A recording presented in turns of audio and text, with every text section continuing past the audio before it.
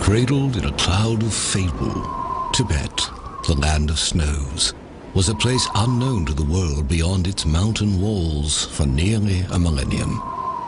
Exotic tales abounded of this unearthly people on the vast plateau embraced by the Himalayan mountains.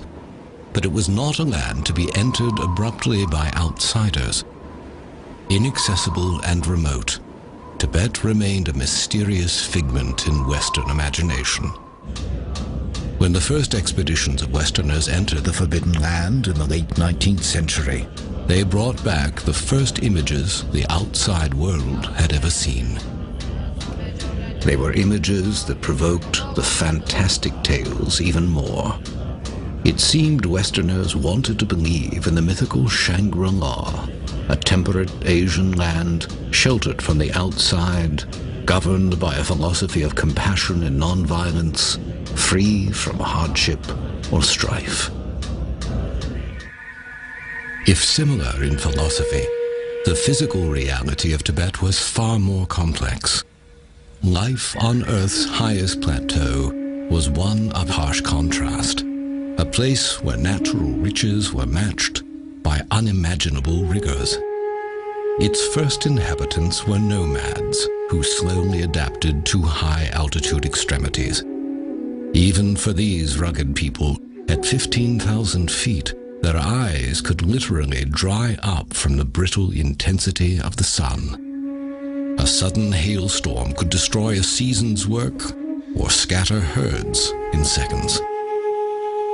Their early history was marked by fierce wars among tribes and outsiders. Life expectancy was brief.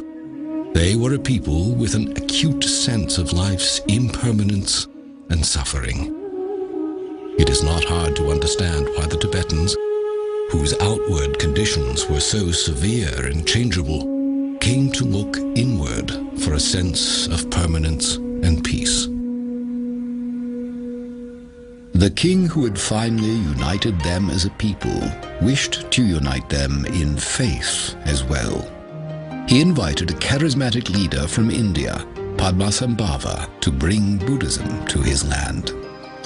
Tibetans had believed in a host of deities, both benevolent and wrathful. Overcoming sabotage from the leaders of this religion, known as Bon, was the challenge. Padmasambhava succeeded by blending these beliefs with the teachings of the Dharma, or Buddhist scriptures. Instead of casting the deities out, he creatively recast them as guardians and symbols of the Buddha's teaching. The result was a unique Himalayan hybrid of Buddhism. The lavish rituals and imagery of their former faith remained on the exterior, but the teachings of Buddhism slowly claimed the minds of the Tibetans. They came to embrace the Buddhist view of life as a continual stream of death and reincarnation, a cycle in which human birth represents a precious opportunity to make the moral choices that will determine one's destiny in the next life. Reincarnation in a lower realm of existence, into another human life, or ultimately into nirvana, a state of freedom from the suffering of physical existence. The beliefs profoundly changed the Tibetans' sense of morality. The social system and aristocracy of their past remained, but the new beliefs infused that system with a new benevolence. Nonviolence and compassion toward one another and outsiders was the new standard. And the degree to which Tibetans integrated these beliefs into their everyday lives grew to be the signature of their culture. Accumulating merit and purging past negative actions to ensure a good rebirth became part of daily ritual. Pilgrimages to sacred places came to include thousands of prostrations, a symbolic laying down of individual ego. Prayers were inscribed on flags and strung in long lines to flutter over homes and temples, their message of hope for the liberation of all earthly beings to be carried on the wind across the world. Reciting prayers was accompanied by the constant spinning of prayer wheels, a symbol of goodwill and loving kindness spinning outward toward all beings. Life, literally, revolved around their beliefs.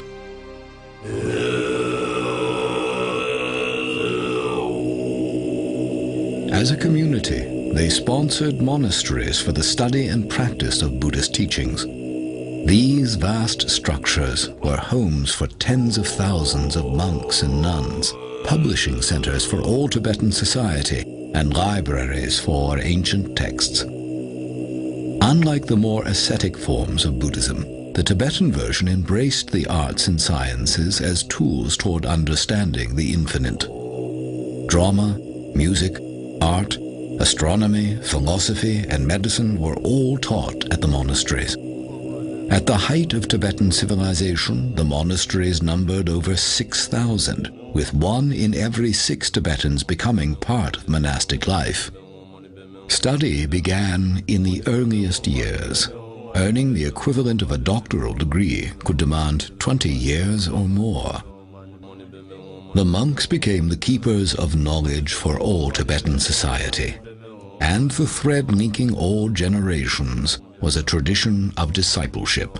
One elder teacher or lama passing the teachings on to monks who, in turn, themselves became lamas.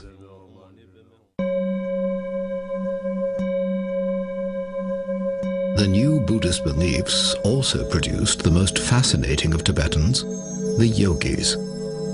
Unlike the Hindu yogi, performing contortions for the public, the achievements of the Tibetan yogi were achievements of the mind, unseen by others. The Tibetan yogi was a monk or layperson who, having studied the teachings of the Buddha as a scholar, wanted to actually experience their promise within his own mind, a state of existence called enlightenment. For the aspiring yogi, attaining enlightenment meant gaining an earthly preview of the bliss of nirvana through intensive mental and physical exercises in remote caves or huts. Their goal was to rise above the suffering of samsara, or physical life, and discover the purest nature of consciousness. In their quest, meditation retreats could last for years. For centuries, Tibetans revered these yogis as the most mystical people in their society. They supported their pursuit of enlightenment by providing the monasteries with food, clothing, and currency. The yogis inspired Tibetans with the hope that freedom from the suffering of physical life might indeed be attainable.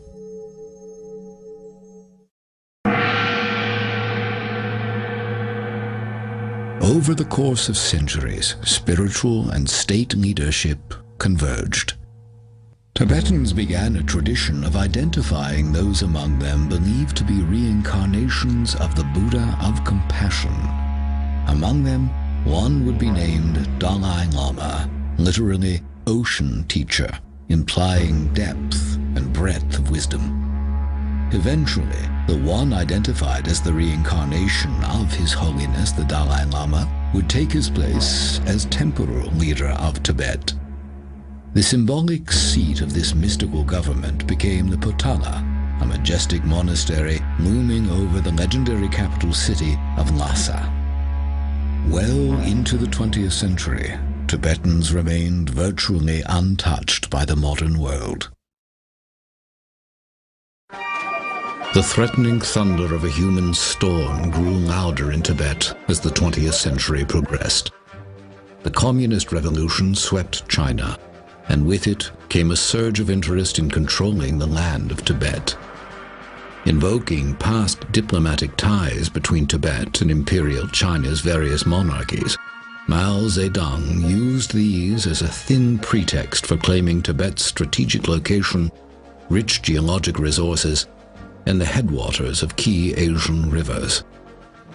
In 1949, he announced that Tibet would be returned to the motherland, vowing to fill the region with 60 million Chinese within 10 years. Under the guise of liberating the Tibetans from an archaic way of life, the Army of the People's Republic began invading villages and monasteries. The tensions of their initial occupation and opposition to religion grew into an increasingly brutal campaign to replace Tibetan practices and people with their own. The world had not yet absorbed the shock of Hitler's Holocaust, when a new one had ignited in Tibet.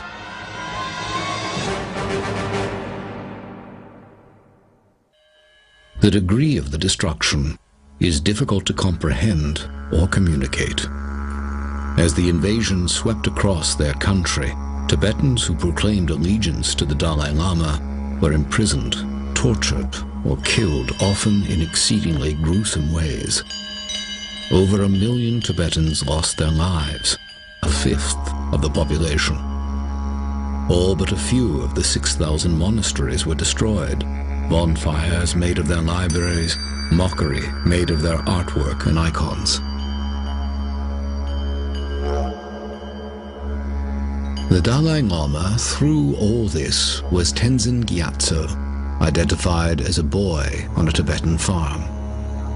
Remarkably, he was able to complete his rigorous studies despite the invasion, and Tibetans placed him in charge as a young teen, hoping he could reclaim their country. After his many attempts to negotiate with the Chinese, Tibetans feared their beloved leader would soon be kidnapped and killed. In a dramatic escape, the Dalai Lama was taken out of Tibet under disguise across the mountains to India, where he was given refuge and established a government in exile in Dharamsala.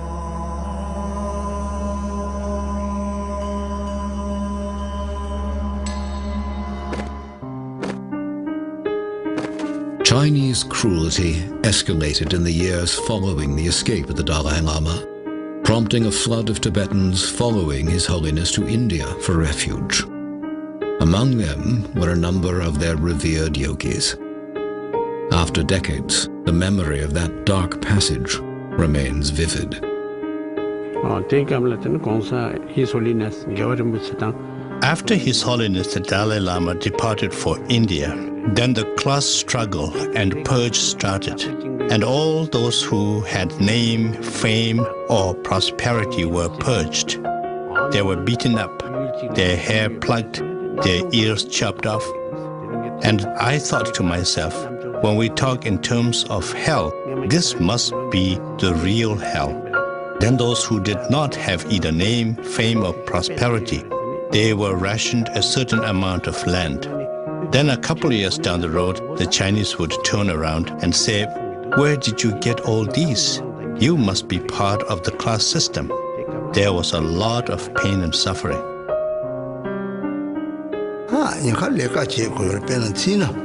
I was in Chinese prison for nearly 20 years.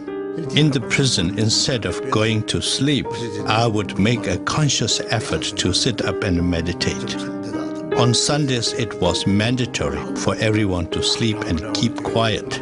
And I would pretend that I was sleeping, but in my mind, I would meditate and quietly recite the mantras.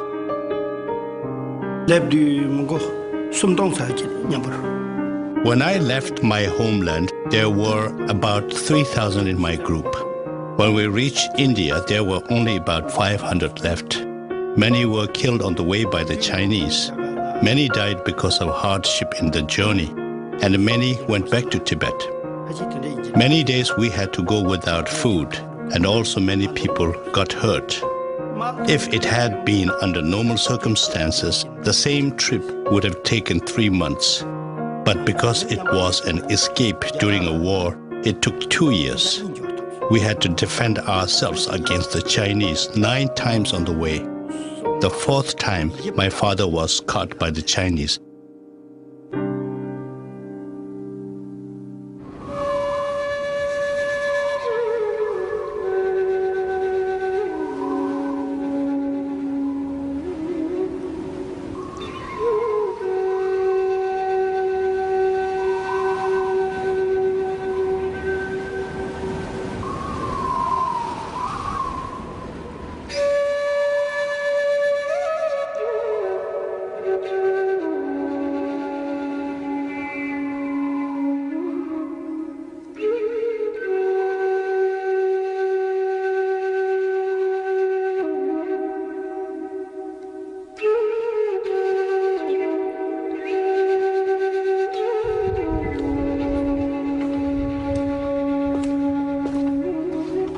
In the decades since the invasion, Tibetans in exile have attempted to recreate their life as it once was. In the Indian Himalayas, there remain places sacred to Tibetans from long ago in their history that have taken on a new preciousness since the destruction of their homeland.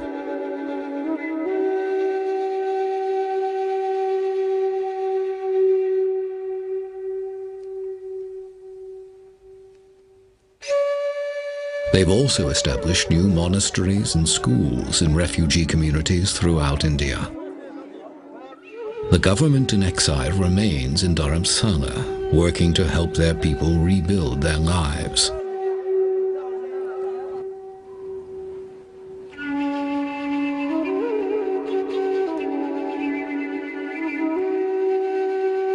At the center of their hopes remains His Holiness the 14th Dalai Lama. In the decades that have passed since fleeing the Chinese, he has accomplished what his predecessors would never have imagined. Worldwide recognition as one of the most extraordinary scholars, statesmen, and humanitarians of our time.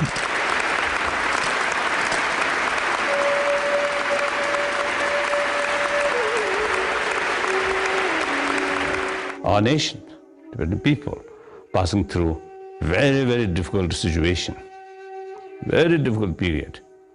The period almost one ancient nation with unique and rich cultural heritage as well as spiritual heritage, now almost dying. I think, firstly, as quite human nature, when someone, you see, who get all power, then eventually power spoil or destroy one's own sort of good quality. Then secondly, I think unfortunately, the totalitarian regimes, the communist sort of society or government system, is the dictatorship actually, I think, legalized, isn't it? So once you see this certain sort of structure, created that way, then the system or the structure itself, sometimes I think help to produce that kind of the person. Now I think the democratic China with open society, freedom of religious belief, freedom of speech, freedom of thought, freedom of information. I think that is the not only interest of the world community, but Chinese people themselves. But the destructive actions of the Chinese Communist government have not been stopped after decades of diplomatic effort on the part of the Tibetans. And as they watch the flame of their culture slowly being extinguished in their native land, the tradition of the Yogis is also being extinguished. Despite the presence of monasteries and monks in exile, the complete cultural environment that produced the mind masters of the past no longer exists. Without the unbroken lineages of yoga teaching yogi, without the vast stretches of time to spend years in isolated retreat free from earthly distractions, and mostly without the devoted support of the ancient Tibetan civilization, the tradition of the yogis is nearing extinction. Once the most reclusive people in the world, they are coming forward now with unprecedented candor to preserve their legacy of 1,000 years. Living out their lives amongst us are the last of the master yogis of Tibet.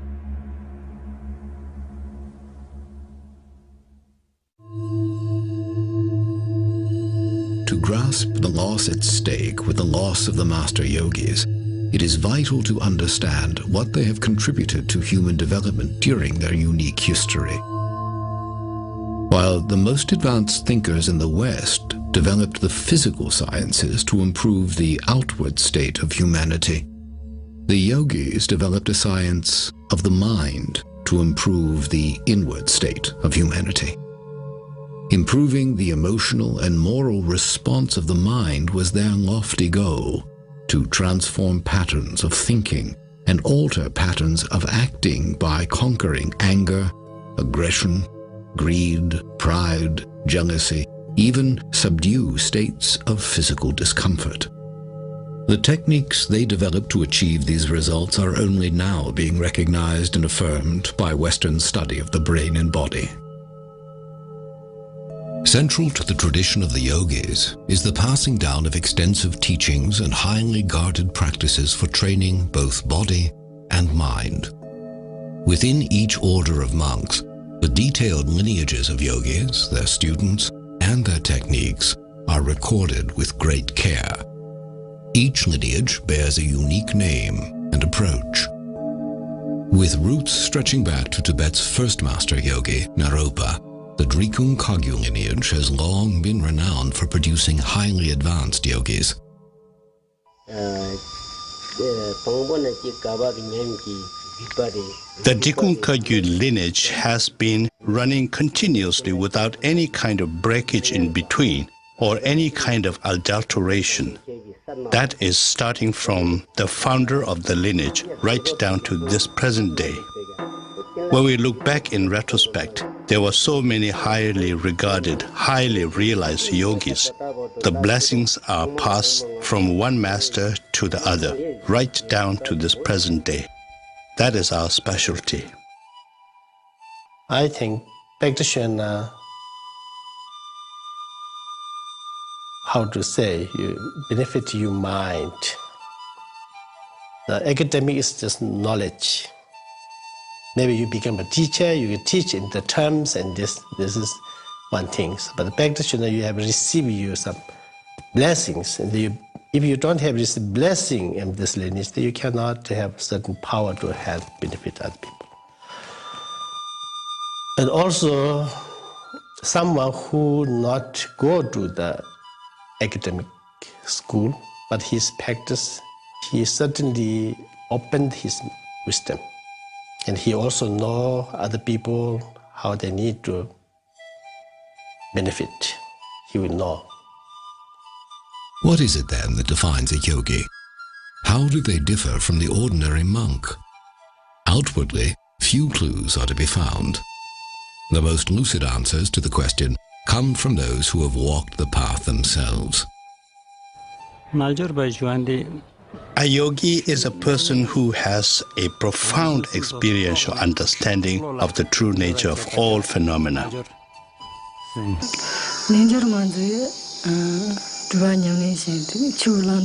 yogini is the practitioner who does extensive retreats and one who has gained experiential understanding of the teachings. So it would have to be someone who has not only received ordination, but someone who has done extensive retreats.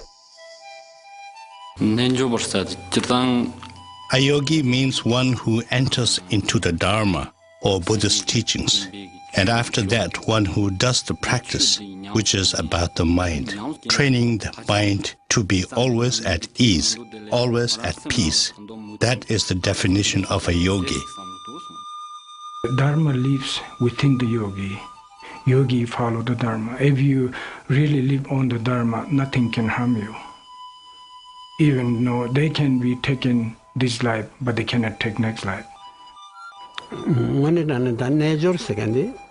What a yogi or yogini strives to do is to put an end to the suffering that exists in cyclic existence.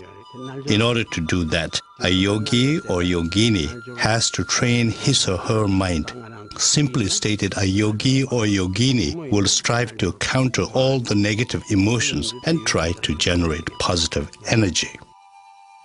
Experienced, qualified retreat person, even he remain in a street, lot of noises, lot of people, lot of cars there, but his mind can remain fully concentrate.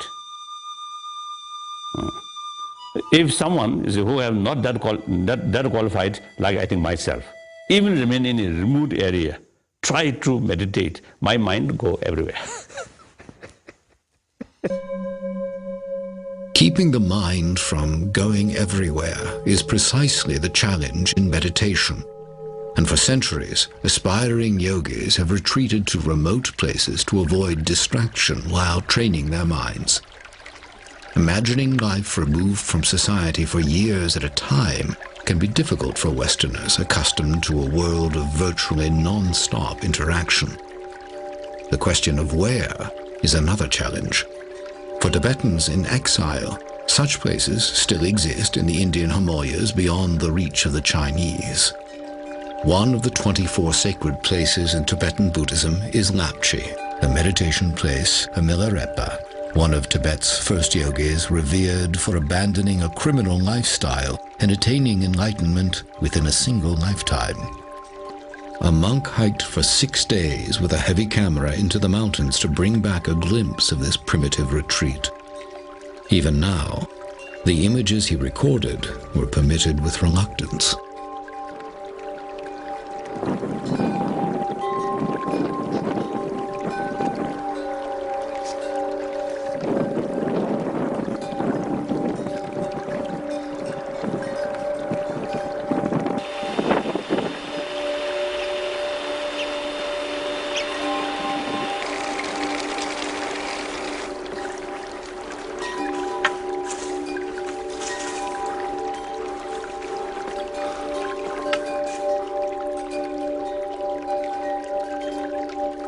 If the notion of pursuing enlightenment seems vague or inscrutable, the path of the yogi is in fact quite specific.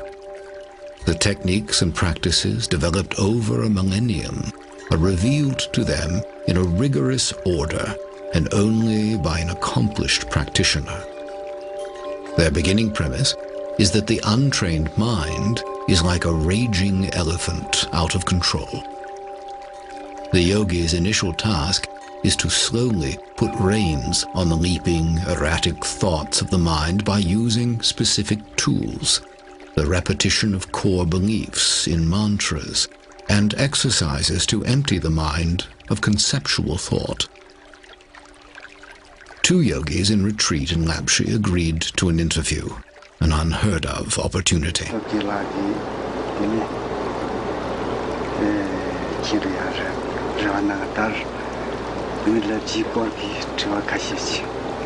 You have come to Lapchi when I have taken a few days' break in my retreat. This is an auspicious coincidence, and something like this can only happen because of past connections and aspirational prayers. Milarepa went on a very long retreat in Lapchi and reached enlightenment through the practice of Tummo. He left several footprints on the rocks of Lapchi, which attract many pilgrims.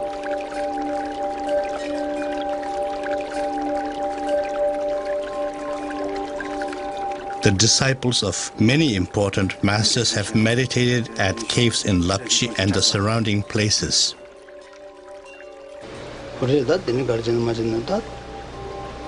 I am here on a retreat with permission from His Holiness Chetsang Rinpoche.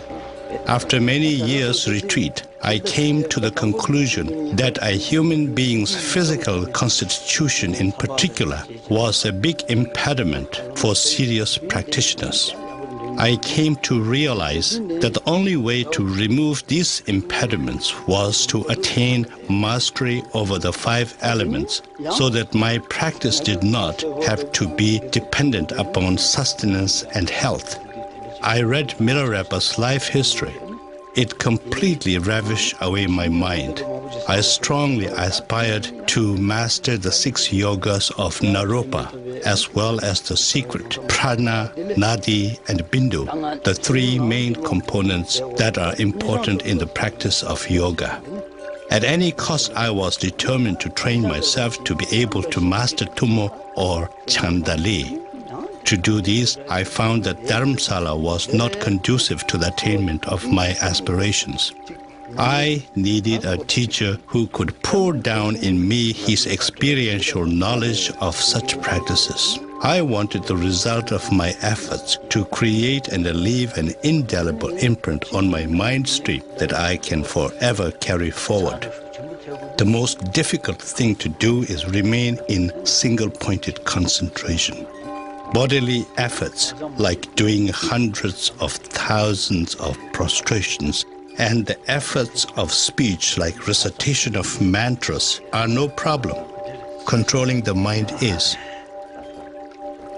I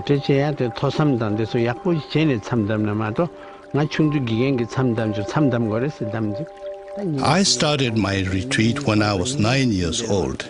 During that time, I went on a 1-month-long retreat. At first, it was very difficult for me. You know, I was a little boy. I would count the days on my fingers, say 1 day is gone, 2 days gone, how many balance remaining? Should I go out of the retreat place? If I do, what would be the consequences? These kind of questions keep on popping up. And then, although verbally you are reciting the mantra, but your mind is really busy on trying to get out of the retreat place. But when you become more seasoned and more mature in your meditation and learning, things will change. What I would like about the retreat is when you go to retreat and many weeks or many months being alone is very different. It will all subside our desire, anger, attachment. At the age of 17, I entered monastery. Now from that day onwards to this day, I worked for the monastery for 2 years. Aside from that, I have devoted all my times ever since the age of 17 on retreats and meditation. There's no such thing as sleep when we are in a retreat. And there is a particular box made, and we sit cross-legged in there. And we sit in that position whether it is day or night. We can break up our practice into 4 slots of time. And during that time, we may rest, but we will not get out of the box. We will continue sitting in that position all the time.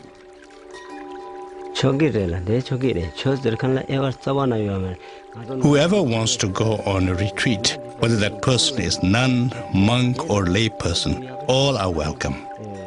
The dispensation of Dharma teaching is like the sun's rays. It is for everyone to enjoy. The job of a retreat master is to guide all of those who are on retreat, giving commentary on the teachings relating to the particular retreat that one is on. How many sessions a retreat person has to do in the course of a day, what kind of visualization, what method of meditation, how one should do the mantra recitation, what are the graduated paths to this particular practice. So these are the kinds of things a retreat master will guide those who are on retreat. Once you come out of the retreat after 3 years, 3 months, 3 weeks, and 3 days, you are a different person. If one is a different person after 3 years in retreat, the effect is exponential for those who have devoted decades to retreat. Indeed, the most profound evidence of the mind-altering effects of prolonged retreat are to be found in the oldest practitioners. Yet many of these elders have been imprisoned or killed in the half-century of Chinese occupation. Perhaps the oldest living Tibetan yogi is Drüong Rinpoche, possibly the most revered yogi alive today. Here, for the first time, he grants a filmed interview, a rare glimpse into the mind of a meditation master.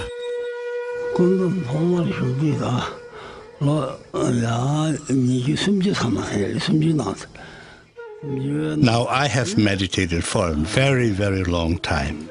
It is very difficult for me to exactly reflect back and count the years that I had meditated. The reason for this is because although I do appear like a human person outwardly, my mental state is so different. Different in the sense that my focus on mundane things is not consistent.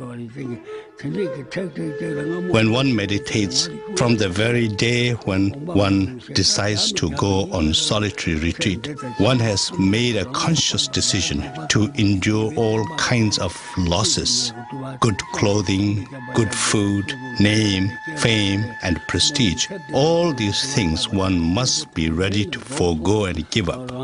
We are rationed the barest minimum amount of water and roasted barley flour for our sustenance. so that we may be able to sit in a meditation posture. Only once in a week we would have the smallest possible amount of food for our sustenance.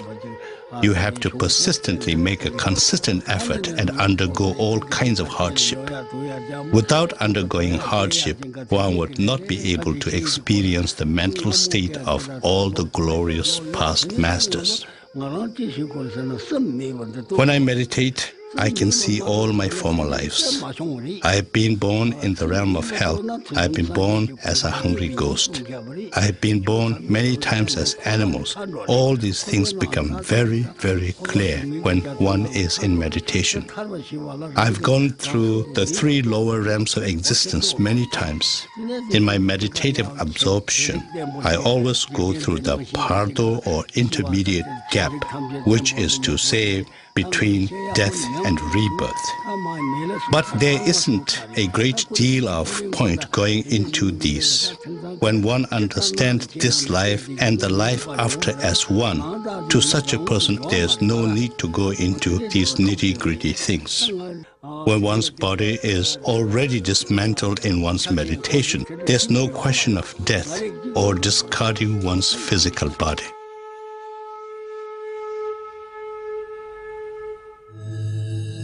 The disciplined mind then becomes a powerful tool in its own right, enabling the practitioner to become aware of the subtle energies of the body, then master them through the breathing and physical postures known as yogas.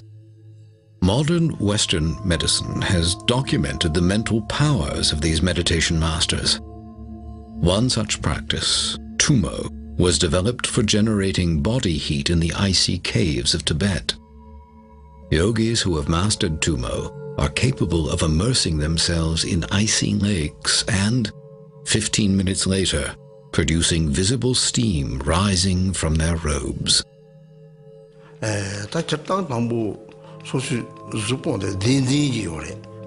Tumo is a teaching that is strict and not one that is freely dispensed to whoever wishes to receive it.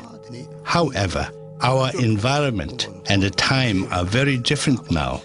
So, backed by loving kindness and compassion, I am now showing it. And to me, it's not a violation of our yogic vows. Tumo is a practice that will bring about bliss and happiness, psychological as well as physical. The visualization is a lot simpler. When you visualize yourself as a fully blown up balloon that is hollow, then you visualize a little object inside you, glowing and generating heat. It is a very useful tool to help oneself and heal oneself. Other yogas were designed to benefit bodily health and to improve the length and quality of one's precious lifetime. While many basic yogas have been taught in the West for years, many of the more difficult and exotic yogas have been kept secret to preserve their purity.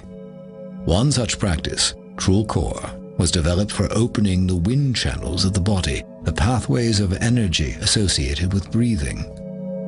Through the practice of Trulkor, the yogi is able to improve breathing functions, help the body release toxins, and clear the mind. The filming of this demanding practice was permitted with great reluctance. In order to learn this thoroughly, it takes at least 2 years. But then you cannot leave it at that. You must do the practice all the time. Unless I'm traveling, I do the exercise 2 hours every day. And now I have one request. This is a very secret practice, so I must ask you to advise the viewer to not try to imitate me. If they do, there is a danger for their health and well-being. Because this is so secret, we must learn it from a particular teacher who can give the teaching from the beginning to the end thoroughly.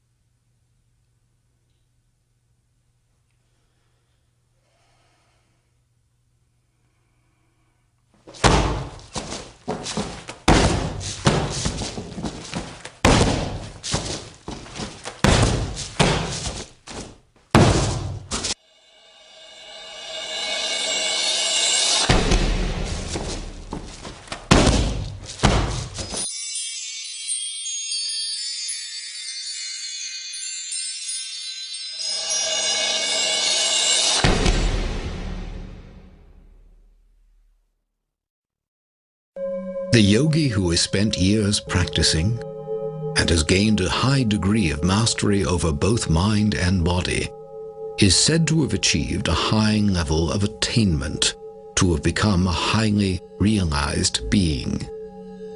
Their powers are sometimes said to extend into the realm of the paranormal.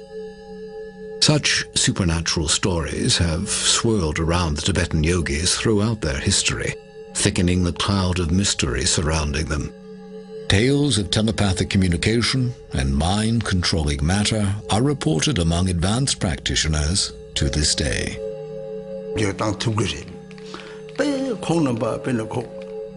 The highly realized yogis can, of course, alter situations. There are many instances where the highly realized beings altered natural disasters. One example is where Chinese soldiers came to cause harm to a monastery or its inhabitants. All of a sudden, the change of weather, extreme poor visibility, the falling of hail, making it absolutely impossible for these people to come to their destination. There are so many different instances, far too many to narrate. There is a most wonderful and sacred meditation cave where it is said Guru Padma Sambhava meditated. I went there when I was only a boy, but I had a tremendous amount of devotion. When looking across the cave, I really felt like saying some prayers. I offered 3 prostrations and said, please show me some sign so that my devotions will further become stronger. And instantly there appeared a rainbow at the mouth of the meditation cave, and there I saw Guru Padma Sambhava. So I was just overwhelmed and really so very happy. And all my focus was on the mouth of the cave and Guru Padma Sambhava. There were a lot of nuns with me, and one of them said to me, Rinpoche, Rinpoche, watch your foot. It is sinking in the stone. And I had to look, and there was my foot, making an imprint in solid rock, because it was really, just as the nun said, it was sinking. At the age of 3, I was able to tell my previous lives. I was able to name my former sister. But now suppose I told you that I can remember all my former lives. Is anyone going to believe me? Therefore, just let's say that I was able to remember when I was a little boy. Such paranormal powers among master yogis are thought to include the ability to self-govern the process of transition from one life to the next. This is very often you can see in many good practitioners. Most of the people die. After die, you can change your face, the yellow, pale, and when you do the pinch in your skin, also they will stay there. But the real practitioner who has when the passing and the meditation state, they continue their stay. Then you pinch in here, this also like now, and they immediately going like this. And also they have a little bit heat and warm and hot center. Also the face is like the lamp light, and very unusual one. And happened that my story is just 1 year ago, and Bhutan, one of Master Ginjun Renchin. So he stayed more than 1 month, and they never changed. For aspiring yogis, events such as these imply control over the process of reincarnation. Even His Holiness the Dalai Lama has stated that if the Chinese communists are still governing Tibet at the time of his death, he will choose rebirth outside of Tibet. Controlling the process of one's own death and rebirth is the subject of some of the most fascinating stories surrounding Tibet's yogis. Lama Drupon Samten recalls vividly one such event in his early years as a student, the death of his own teacher, Kemgor Rinpoche. This is my teacher, Kemgor Rinpoche. He invited all the students. He told he's going to pass away. No illness, nothing sign of death, nothing. He just normally get up, do his prayer, and he told his attendant to make a good tea. And then he make a tea over and over and until he's satisfied. And he says, all this prayer together. And when he get to the completion state, he says, this is the time for me to pass away. And just like a falling asleep, like a Buddha, no? Just he put his right hand under his chest and then lie down and look at each person. No, he's doing prayer for each person to benefit in the future. and he passed away. Telling stories such as these, indeed revealing any technique, tradition, or experience to someone who has not completed yogic training, was once a violation of yogic vows to extreme secrecy. The reason was to maintain the purity of the teachings. The fear was that, taken out of context, exotic forms of yoga and meditation might degenerate into ego-centered showmanship. And in the eyes of the elders, the opening up that is taking place now is seen as a significant risk.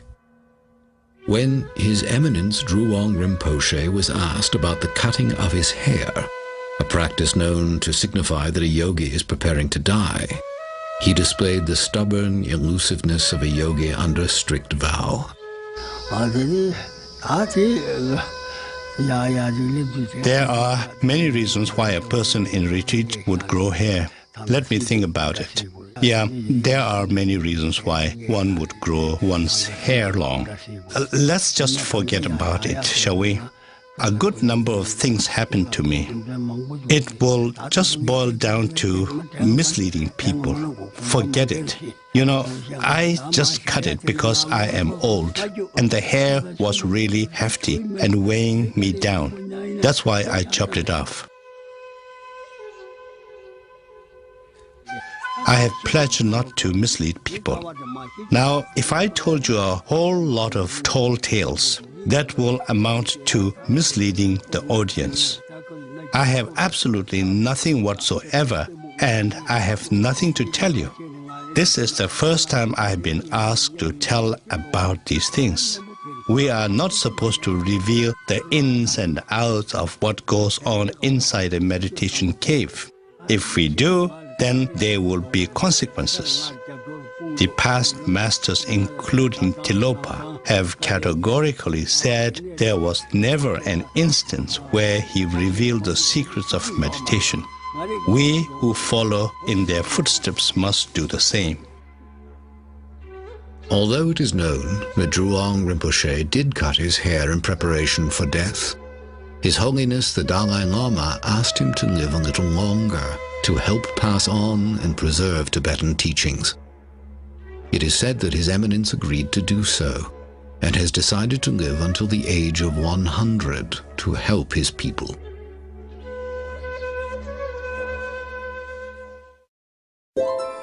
Beyond feats of mental, physical, or even supernatural control, perhaps the most impressive accomplishment of the Tibetan yogis is maintaining a stance of compassion and peace through a half-century of persecution. The teachings of loving your enemies and praying for those who persecute you are familiar in the West, but are, few would argue, among the hardest to practice. Skeptics may well point out that feelings of love and peace may be easily generated when you are by yourself in a cave, but not when you're coping with the human conflict inherent in real life. Yet, the claims of the Tibetan yogis have been put to the extreme test in the Chinese Holocaust. How does one retain compassion in the face of raw cruelty? Some use the ancient the text stated or says, one's own enemy is the best teacher. Now, one example. So one old monk who in previously the Namgyal monastery, one monk of the Namgyal monastery. Now he spent almost 18 years in Chinese Gulag after 59. So after he released from the camp, eventually he joined with me here.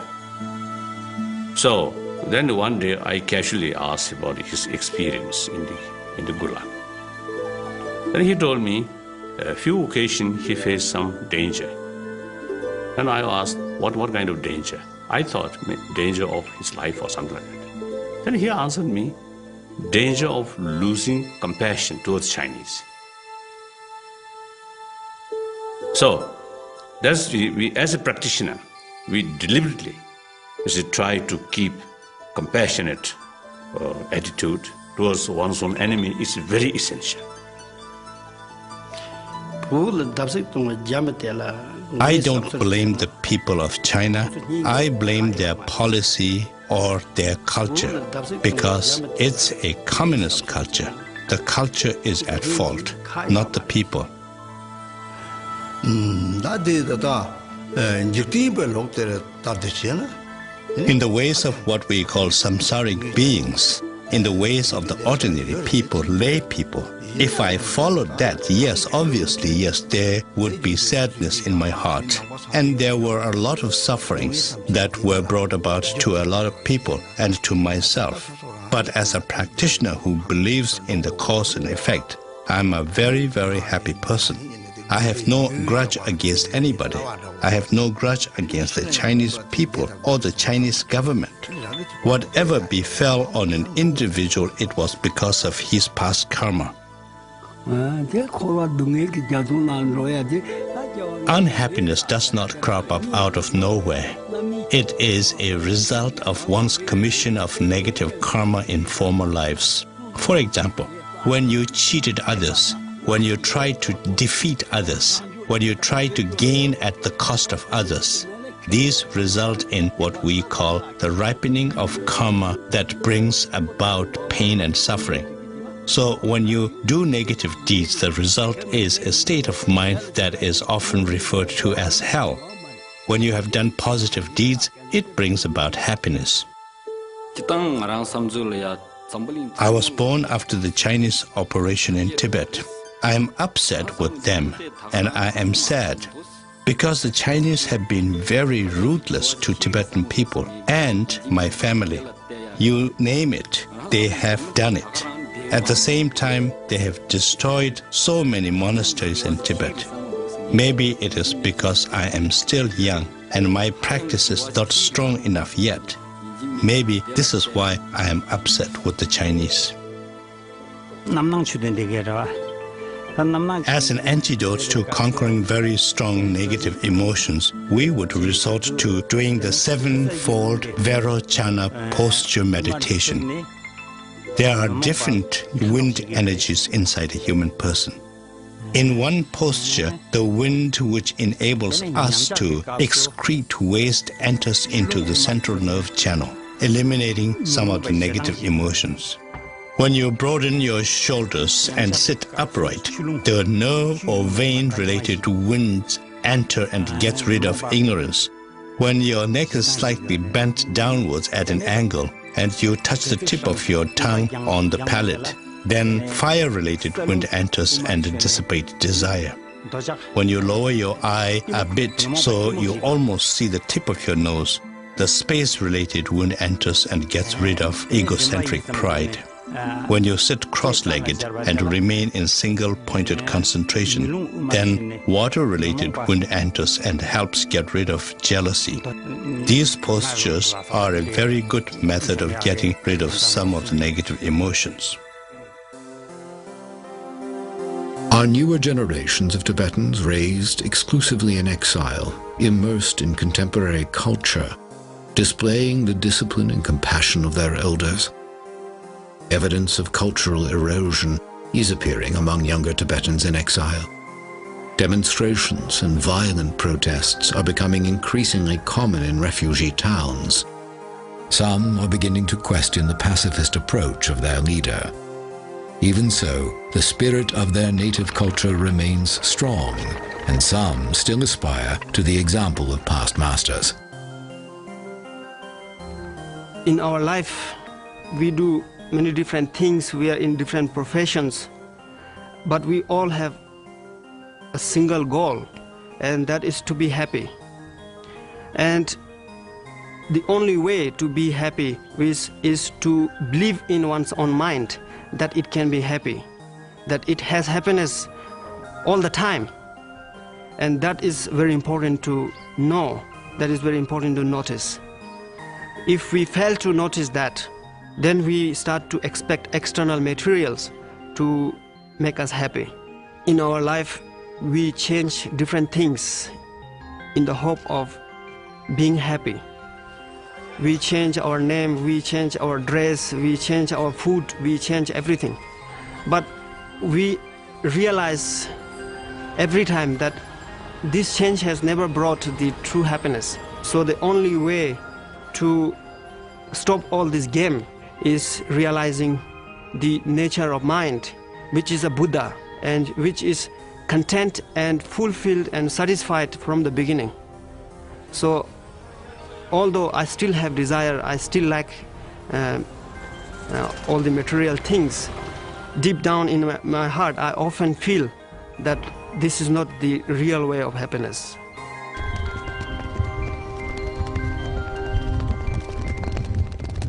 Yet even the most earnest efforts of these young practitioners cannot maintain the tradition of the yogis as it once was. The number of authentic elders dwindles daily. The best the younger generation can do is preserve the practices of their ancestors, the shadows of a total lifestyle that will never again be possible.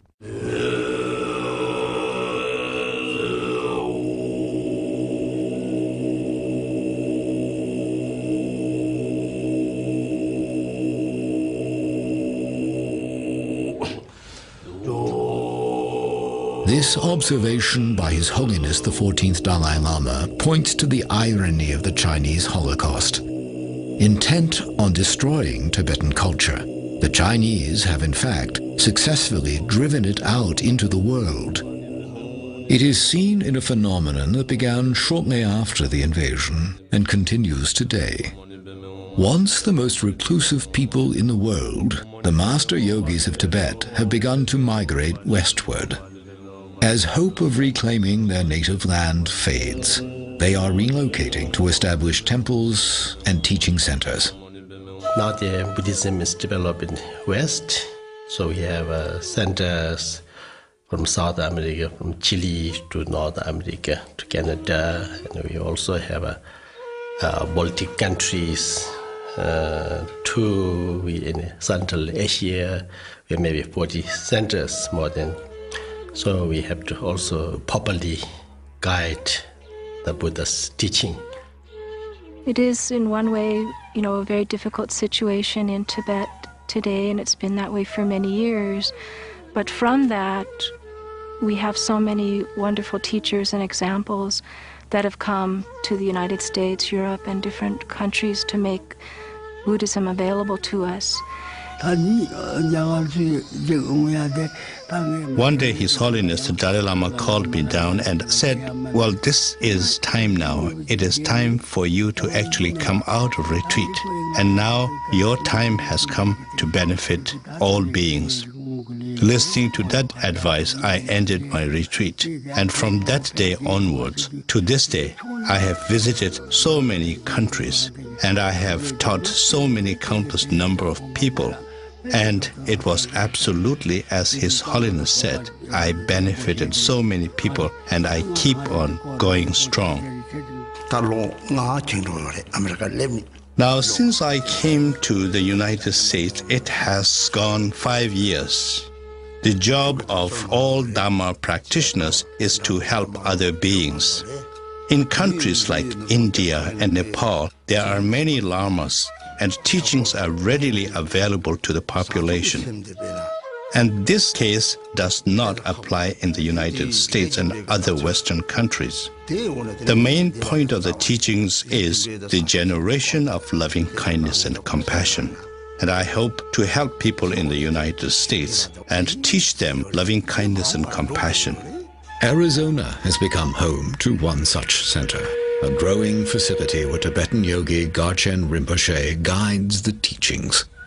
Now, where the adobe dwellings of Native Americans once stood, clusters of retreat huts, temples, and teaching rooms hug the rugged terrain of the Chino Valley. In them gather people from all walks of Western life, from many faith traditions, there to learn what wisdom this ancient people might have for a weary modern society. Well, I think the general society now has so many influences which are rather superficial in nature. And even though we theoretically have a lot of extra time, more and more I think people are finding that the different distractions and things that they do are not particularly meaningful to them. And so they're searching for something else to give their life meaning. Here we saw all the technology. We see all the rich people. We have all the money. We can, whatever you want, the food, Chinese, all these different, you can get. But then people find out that having material, having technology is really not answer your inner question and not fulfill ultimate goal. And therefore, they have this kind of spirituality. I would say human society, there's love and compassion is the only way to bring peace and happiness. Garshan Rinpoche teaches patience a lot. Like, your worst enemies are your greatest teachers because they teach you patience. They teach you definite patience.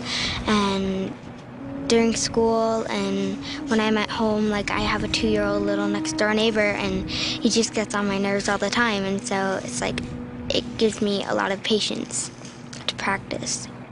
If I have a bad day, it makes me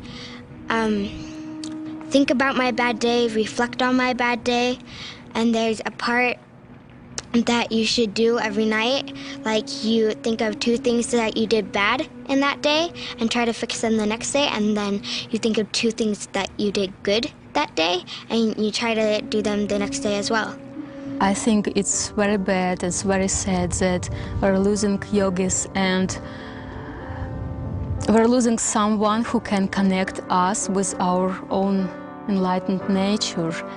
And from other point, those realized masters that comes here and comes to other countries can teach other people, and it was not possible before.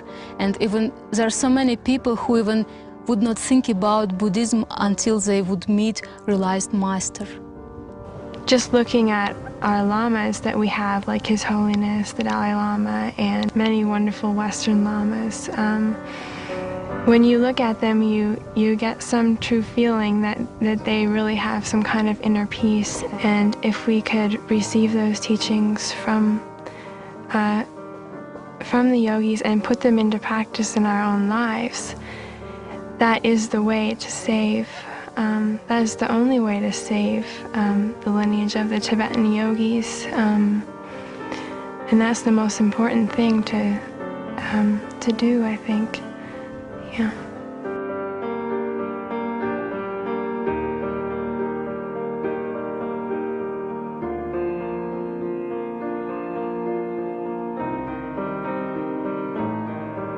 The lamas who have come to the West are still adapting to the pathways and parameters of this new life. And their questions remain. Will the filming and sharing of techniques lead to abuses? Will self-styled lamas and bogus practitioners exploit Western interest in Tibetan Buddhism and mislead people? Is the form of their faith destined to dissolve in the ways of the West? The devotees of the Dharma hold, but even if the tradition of the yogis and other outward expressions of Tibetan Buddhism die out completely, the teachings of the Buddha will survive.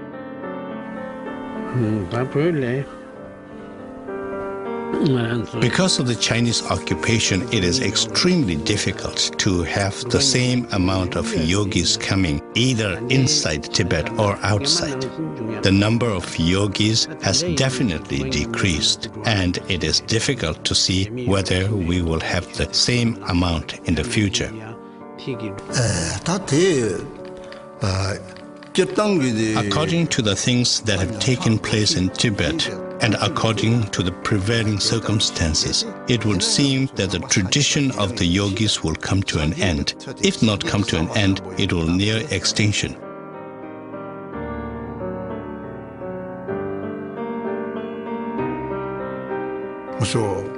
However, we are very confident that whenever there is a dip in the progress of the Buddha's teachings, there will be a proportionate recovery. So in that respect, I have faith that we will recover from it.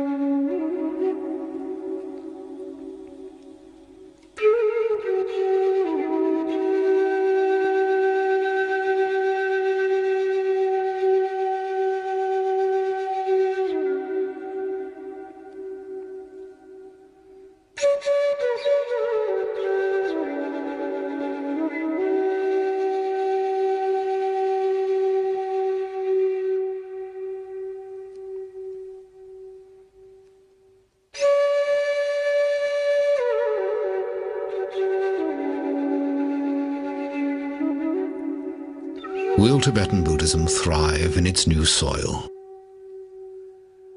Can people who do not experience the daily hardships of the native Tibetans, Westerners who lived enveloped in material comfort, ever fully embrace a philosophy based on escaping earthly suffering? Or has material success left a big enough void of its own to drive the Western mind inward for solace? Even for those who seek to follow the example of the Tibetan elders, the human environment is drastically different. They are striving to train their minds, sustain intensive meditation, and maintain a disciplined compassion for their fellow humans, not in sheltered enclaves, but while living and working in the frenetic grip of a 24-hour society. Can any philosophy of compassion and non-violence be successfully practiced in the crucible of modern life? For now, the answers to these questions remain as mysterious as the minds of the master yogis themselves, living remnants of an ancient and vanishing civilization, human artifacts from the Tibet that once was.